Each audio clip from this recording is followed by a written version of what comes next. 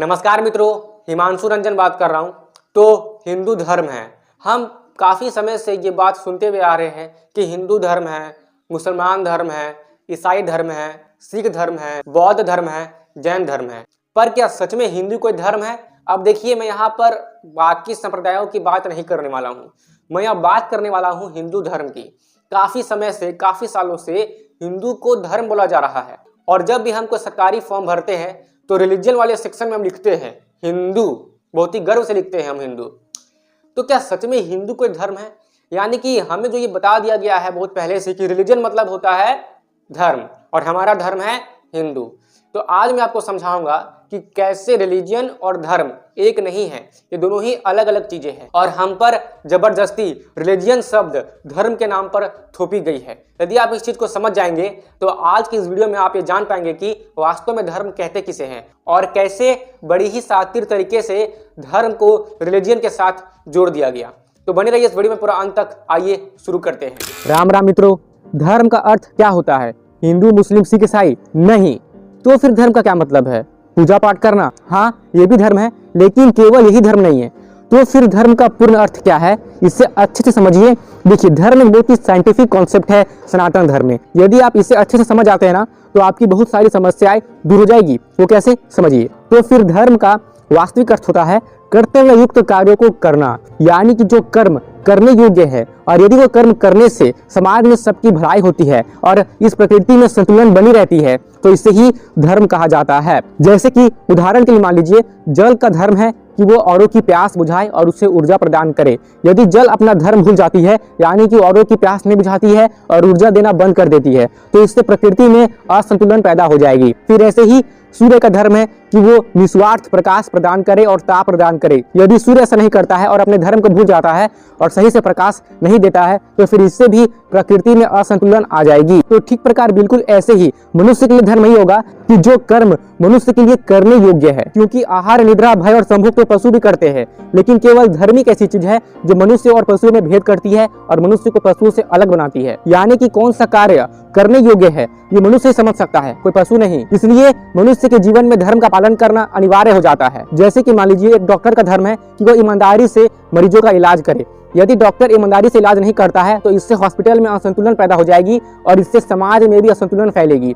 जैसे कि फैक्ट्री के एक वर्कर का काम है कि वो फैक्ट्री में सही से काम करे। यदि कोई वर्कर फैक्ट्री में सही से काम नहीं करता है तो इससे पूरी फैक्ट्री में असंतुलन पैदा हो जाएगी। वैसे एक शिक्षक का काम है कि वो निस्वार्थ भाव से, ईमानदारी से स्टूडेंट्स को शिक्षा दे। यदि एक शिक्षक विद्यार्थियों को सही शिक्षा ना दे तो इससे विद्यार्थी जब बड़े होंगे तो वो समाज में असंतुलन पैदा करेंगे। वैसे ही ठीक माता पिता का धर्म है कि वो अपने बच्चों को सही संस्कार दे। यदि माता पिता अपने बच्चों को सही संस्कार नहीं देते हैं तो फिर यही माता पिता के कारण समाज में असंतुलन पैदा हो जाएगी। क्योंकि जब ये बच्चे, जिन्हें बचपन में उनके माता पिता ने सही संस्कार नहीं दिया, जब वे बड़े हो जाएंगे तो वो समाज में असंतुलन पैदा करेंगे। कौन सा कार्य करने योग्य है, कैसे करना है, इनकी उन्हें अच्छे से ज्ञान नहीं होगी और वे अपने कार्य को सही ढंग से संपन्न करने में असमर्थ हो जाएंगे, और इसी कारण से समाज में असंतुलन पैदा होगी। तो मुझे उम्मीद है कि अब तक तो आप ये समझ गए होंगे कि धर्म का पालन नहीं करने से समाज में और पूरे प्रकृति में असंतुलन पैदा हो जाती है। जिस भी स्थानों पर धर्म का सही से पालन नहीं होता है वहीं पर असंतुलन पैदा होती है। जैसे कि मान लीजिए, यदि आप सही ढंग से भोजन नहीं करते हैं, या फिर आप ऐसे भोजन करते हैं जो कि हमारे शरीर के लिए और हमारी सेहत के लिए अच्छी नहीं है,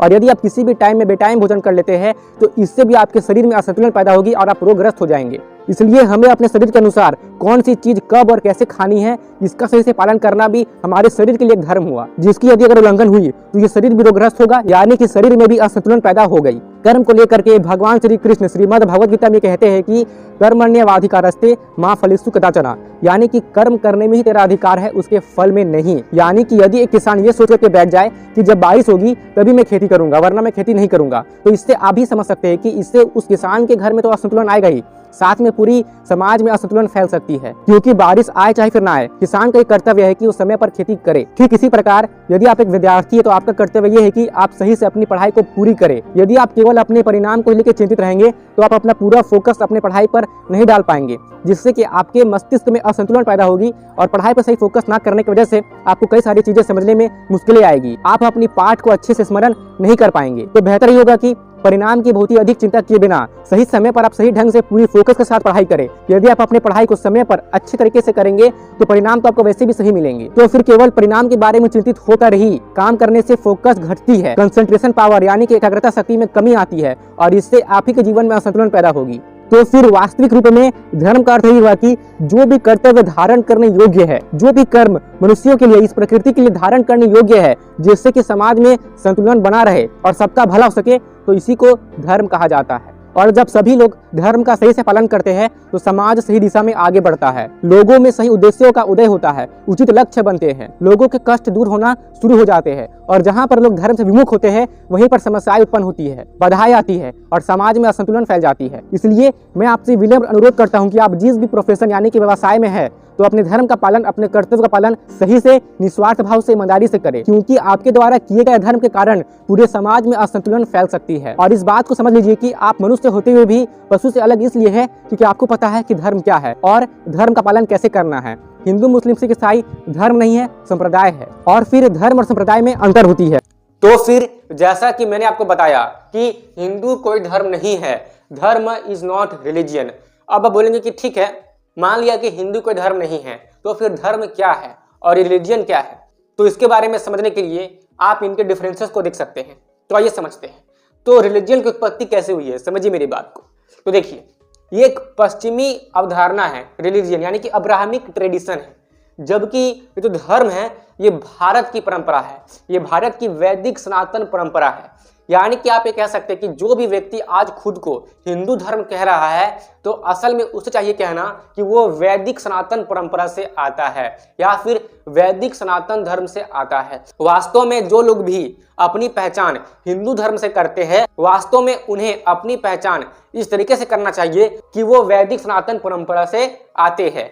ये सही चीज है उनके लिए जो खुद को हिंदू कहते हैं। ठीक है, अब देखिए यहाँ पर आप इस बात को समझिए कि रिलीजियन में होता है क्या है कि एक विशेष विश्वास प्रणाली होता है, यानी कि मत होता है कि बस उसी मत को मानना है। मतलब उदाहरण के लिए समझिए कि कोई व्यक्ति है, उस व्यक्ति का कोई अपना मत है और उस व्यक्ति ने अपने मत का पूरे बड़े लेवल पर प्रचार किया। अब जो लोग भी उस व्यक्ति के मत से प्रभावित होंगे और उस व्यक्ति के मत को ही अपना लेंगे और उस व्यक्ति के मत के अनुसार ही जीवन जिएंगे, तो इसी को हम कहेंगे रिलीजियन। तो फिर रिलीजियन में क्या होता है कि एक विशेष प्रकार का मत होता है, एक बिलीफ सिस्टम होता है जिसे लोग मानते हैं। फिर चाहे वो बिलीफ सिस्टम सही हो या गलत, अगर गलत बिलीफ सिस्टम भी है तो भी लोग उसे मानेंगे क्योंकि वे रिलीजियन को मान रहे हैं। और वे तभी रिलीजियस कहला सकते हैं जब वो उस रिलीजियन की जो मत है या जो बिलीफ सिस्टम है उससे वो मानेंगे। आशा करता हूँ कि आप मेरी बात को समझ पा रहे होंगे। तो जितने भी अब्राहमिक रिलीजियन हैं वो सब वास्तव में इसी सिस्टम से आते हैं। यानी कि ये जो रिलीजियन शब्द है ना, ये रियलिटी में उन पे ज़्यादा सूट करेगा या उन्हीं के लिए ज़्यादा अच्छा है बोलना जो अब्राहमिक ट्रेडिशन को फॉलो करते हैं। और अब्राहमिक ट्रेडिशन में कौन आते हैं ये आपको पता होगा, इतना मैं जानता हूँ। ठीक है, लेकिन यदि मैं बात करूँ हिंदू धर्म की यानी कि सनातन वैदिक परंपरा की, तो ये कोई विशेष मत या विचारधारा नहीं है, कोई बिलीफ सिस्टम नहीं है। यानी कि ये एक जीवन जीने का नैतिक और प्राकृतिक पद्धति है। अभी धर्म की क्या 10 लक्षण होते हैं मैं आपको बताऊंगा। यानी कि भारतीय परंपरा के अनुसार, माफ कीजिएगा, भारतीय सनातन वैदिक परंपरा के अनुसार वास्तव में धर्म के लक्षण क्या है, यह अभी मैं आपको कुछ ही देर में समझाऊंगा, जिससे कि स्पष्ट हो जाएगा कि वास्तव में धर्म का अर्थ होता क्या है। और हमने धर्म को जस्ट रिलीजियन जैसा सेम मान लिया है और ऐसा करके हमने अपनी परंपरा का कितना अपमान किया है ये अभी आपको इस वीडियो में समझ में आ जाएगा। बस अब बने रहिए और आइए आगे बढ़ते हैं। और यहाँ पर देख सकते हैं कि जो रिलीजियन की केंद्र बिंदु होती है वो क्या होती है कि एक भगवान एक ग्रंथ। मेरी बात आप समझ रहे हैं, एक भगवान एक ग्रंथ। अब देखिए ग्रंथ केवल एक ही रहते हैं और उस ग्रंथ में जो भी लिखा है, फिर चाहे वो सही लिखा हो, गलत लिखा हो, वैज्ञानिक बातें लिखी हो या अवैज्ञानिक बातें लिखी हो, उस बात को मानना ही मानना है। मतलब अगर मान लीजिए कि मैं उदाहरण के लिए बोल रहा हूँ, ठीक है, कि किसी ग्रंथ में लिखा है जो रिलीजन को फॉलो करते हैं कि धरती चपटी है, तो कुछ भी आप बोल लीजिए धरती चपटी है। भले आज की मॉडर्न साइंस या वास्तविक साइंस भी यही कहती है कि धरती चपटी नहीं है, धरती तो गोल है और सूर्य की परिक्रमा कर रही है। लेकिन अगर किसी ग्रंथ में लिखा है, जो लोग सच में रिलीजन को मानते हैं कि धरती चपटी है और धरती तो मतलब रुकी हुई है और सूर्य चक्कर लगा रही है धरती की, तो वो बस इसी बिलीफ सिस्टम को, इसी चीज को मान बैठेंगे। फिर चाहे उन्हें आप कितना भी समझा लीजिए, वो उसी को मानेंगे जो उनकी रिलीजियन उनसे मानने को कह रही है। तो ये होता है बिलीफ सिस्टम, जो सही और गलत बस उसे मानना पड़ता है, और ये रिलीजियन में होता है। ठीक है। और यहाँ पर आप देखिए, जबकि मैं अब धर्म की बात करूं, यानी कि जो भारतीय परंपरा है, जो खुद को हिंदू धर्म कह देते हैं, हिंदू रिलीजन कह देते हैं, तो वास्तव में उन्हें समझना चाहिए कि उनके लिए धर्म का मतलब क्या है। जो सत्य है उसे एक्सेप्ट करना, यानी कि स्वीकार करना। ठीक है।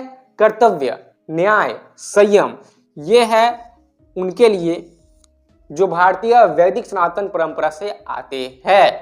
धर्म का मतलब ही होता है जो चीज धारण करने योग्य है। मेरी बातों को आप समझ पा रहे हैं कि जो कार्य करने योग्य है, जो कर्तव्य हमारे लिए करना आवश्यक है, जिससे कि समाज में नैतिकता बनी रहती है। ठीक है। तो इसको बोलते हैं धर्म, भारतीय परंपरा के अनुसार। लेकिन हमने धर्म को जब रिलीजियन में कन्वर्ट कर दिया तो इसका जो अर्थ है वो गड़बड़ा गया, और हम भी जाने अनजाने में खुद को बार बार हिंदू धर्म हिंदू धर्म हिंदू धर्म कहने लगते हैं। और इस पे ना जाने कितनी राजनीति होती है, धर्म के नाम पे राजनीति होती है। मतलब धर्म जो शब्द है ना, उसके पहले हमने अर्थ को अनर्थ किया, अब धर्म शब्द का अर्थ का अनर्थ करके उसके बाद इससे हमने राजनीति की, और आज हम इतने पतन की ओर गिर चुके हैं कि वास्तव में भारतीय परंपरा के अनुसार धर्म होता क्या है, इसके बारे में अधिकतर लोग नहीं जानते हैं। इसलिए मैं जो आपको समझा रहा हूँ उसे बहुत ही ध्यान से समझने का प्रयास करें। वैसे भी धर्म के बारे में मैंने पहले भी कई वीडियो में बात की है, तो अगर आपने मेरे पहले वाले वीडियोस देखे हैं जहां पे मैंने धर्म के बारे में बात की है, तो आपको मेरी ये बात और भी अच्छे से समझ में आ रही होगी। ठीक है। अब यहाँ पर देखिए लचीलापन, तो आप यहाँ पर देख सकते हैं कि रिलीजियन में ना मतलब बहुत कठोर होता है, ये है ना, सीमित होता है, इसमें कोई खास लचीलापन नहीं है। अगर आप किसी रिलीजियन की बिलीफ सिस्टम को नहीं मान रहे हैं तो आप उस रिलीजियन के है ही नहीं, ऐसा मान्यता होता है जो लोग परफेक्टली रिलीजन को मानते हैं। लेकिन आप यहाँ देख सकते हैं कि धर्म क्या है, व्यापक है और लचीला है। यानी कि धर्म एक पद्धति है, एक नैतिक पद्धति है, एक प्राकृतिक पद्धति है, और जो कोई भी व्यक्ति, फिर चाहे किसी भी कुल का हो, किसी भी देश का हो, कहीं का भी हो, यदि वो एक मनुष्य है और वो धर्म के नाम पर जो नैतिक पद्धति और प्राकृतिक पद्धति बताई गई है उसका अगर वो पालन करता है तो कहीं ना कहीं वो सनातन परंपरा का ही पालन कर रहा है।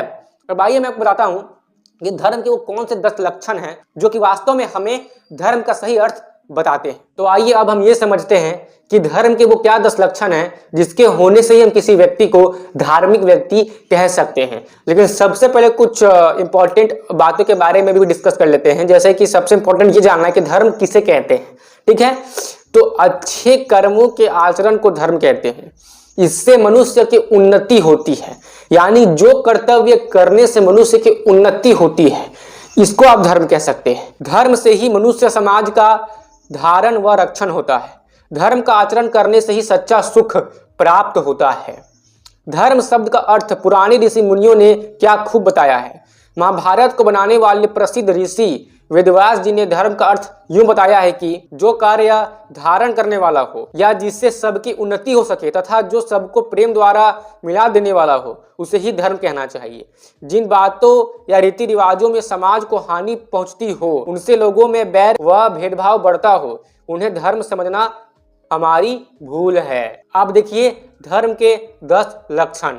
तो पहला है धृति, यानी कि धैर्य, अर्थात कष्ट आने पर भी कभी ना घबराना और बड़ी ही वीरता के साथ कष्टों का सामना करना। क्षमा, किसी से अपराध हो जाने पर कम से कम उसे 3 बार क्षमा करना। फिर है दम, अपने मन को काबू में रखना, यानी कि नियंत्रण में रखना। फिर है असत्यम, किसी दूसरे की चीज का ना चुराना और ना मन में ऐसा विचार लाना। फिर है शौचम, हर तरह से पवित्र रहना, रोज नहाना, साफ कपड़े पहनना, अपनी जगह साफ रखना तथा मन और वाणी को पवित्र बना के रखना। ये भी धर्म के लक्षण हैं। इंद्रिया निग्रह, आंख, कान, वाणी आदि इंद्रियों को अपने वश में रखना और उनका गुलाम ना बन जाना। यदि आपको इसके बारे में डिटेल में समझना है, इंद्रियों की कार्यप्रणाली, हमारे मन की कार्यप्रणाली, अहंकार क्या होता है, बुद्धि क्या होता है, चित्त क्या होता है, तो आप इसके लिए इन वीडियोस को देख सकते हैं जहां पे मैंने पहले ही इन सब के बारे में डिटेल में समझा दिया है। फिर है धी, अपनी बुद्धि को सदा बढ़ाने की कोशिश करना। गांजा, भांग, अफीम, शराब आदि जिन चीजों के सेवन से बुद्धि खराब हो जाती है उन्हें कभी सेवन ना करना। फिर है सत्यम, सदा सत्य बोलना, कितनी भी आपत्ति और प्रलोभन क्यों ना आ जाए, कभी भी सच्चाई को ना छोड़ना, भूल कर भी झूठ ना बोलना, चाहे झूठ बोलने से कितना भी धन क्यों ना मिल जाए। सत्य को शास्त्रों में सबसे बड़ा धर्म और झूठ को सबसे बड़ा पाप बतलाया गया है। तो फिर यही है धर्म के वो 10 लक्षण जिसके होने से आप किसी भी मनुष्य को धार्मिक कह सकते हैं। और वैसे धर्म के कई प्रकार होते हैं। यदि आप चाहते हैं कि मैं आपको धर्मों के प्रकार भी समझाऊं तो आप नीचे कमेंट कर सकते हैं। यदि कमेंट अधिक आएंगी तो मैं धर्म के प्रकार के बारे में भी डिस्कस कर लूंगा। लेकिन फिलहाल अब मुझे ये पूरी आशा है कि अब तक तो आप ये समझ ही गए होंगे कि वास्तव में धर्म कहते किससे है और धर्म के लक्षण क्या होते हैं और रिलीजियन क्या होता है और क्यों धर्म और रिलीजियन एक नहीं है, क्यों धर्म की विचारधारा और रिलीजन की विचारधारा बिल्कुल अलग है, यानी कि दोनों ही अलग है। हम बार बार रिलीजन को हिंदी में ट्रांसलेट करके धर्म बोल देते हैं और हिंदू को बार बार धर्म कहना कैसे हमारी भारतीय परंपरा का अपमान है। मैं आशा करता हूं कि अभी तक आप समझ गए होंगे और साथ ही में आपको यह भी समझ में आ गया होगा कि कैसे हमारे ऊपर धर्म को रिलीजन बनाकर थोपा गया और इससे राजनीति की गई और हमें ही तोड़ा गया, हमारी संस्कृति को पिछड़ा बताया गया, जिससे कि हमारा सच में पतन हो गया और आज भी पतन हो रहा है। इसलिए ऐसे में काफ़ी आवश्यक हो जाता है कि हम अपने धर्म का सही अर्थ को समझें, जो कि मैं आशा करता हूं कि अब तक आप समझ गए होंगे। यदि आपको फिर भी धर्म के प्रकारों को समझना है या फिर यदि आपको धर्म के अर्थ को अच्छे से जानने व समझने में परेशानी हुई है, यदि आपको कोई भी शंका है, तो कुछ भी आपके मन में जो भी ओपिनियन आ रहे हैं उन सारे ओपिनियन को आप मेरे साथ कमेंट बॉक्स में शेयर कर सकते हैं। और यदि आपको धर्म के प्रकार के बारे में जानना है तो भी आप मुझे कमेंट कर सकते हैं। मैं उस पर अलग से वीडियो बनाने की पूरी प्रयास करूंगा, लेकिन तभी करूंगा जब आप लोग कमेंट करेंगे। तो फिर चलिए इस वीडियो में बस इतना ही और मैं आपसे विनम्र अनुरोध करता हूं कि कृपया करके इस वीडियो को लाइक कर दीजिए, शेयर कर दीजिए और साथ ही में सब्सक्राइब करके बेल आइकन को जरूर से ही प्रेस कर दीजिए। मेरे साथ जुड़ने के लिए आप मुझे फेसबुक पर या फिर इंस्टाग्राम पर फॉलो भी कर सकते हैं, जिसकी लिंक आपको डिस्क्रिप्शन बॉक्स में मिल जाएगी। और मेरे मित्रों, मेरी बातों को ध्यान से सुनने के लिए, अपना कीमती समय देने के लिए और इस वीडियो को ध्यान से अच्छे से अभी तक देखने के लिए आपका सच्चे मन से बहुत बहुत धन्यवाद। जय श्री राम, जय भारत।